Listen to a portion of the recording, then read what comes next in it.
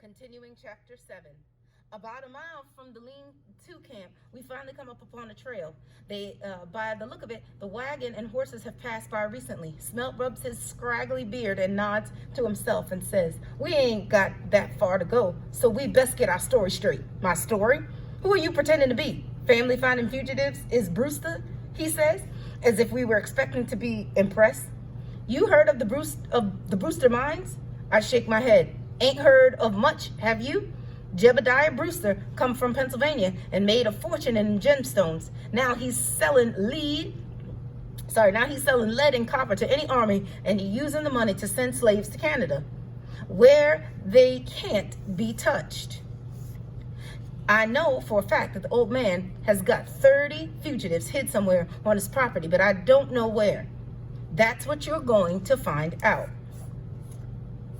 "Yes, sir. Run away and we'll kill the Darkly for sure and sell your horse and then hunt you down. I promise not to run away."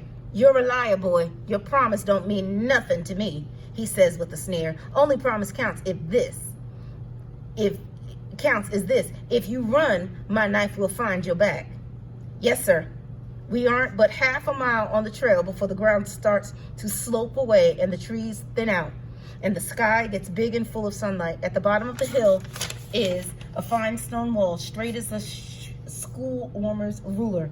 Beyond the stone wall, set like a jewel on the crown for a soft green hill, is a big house, an amazing house, a grand house made of stone and brick, with white pillars in front of the curtains and the windows, and slate tiles on the roof and chimneys on every corner.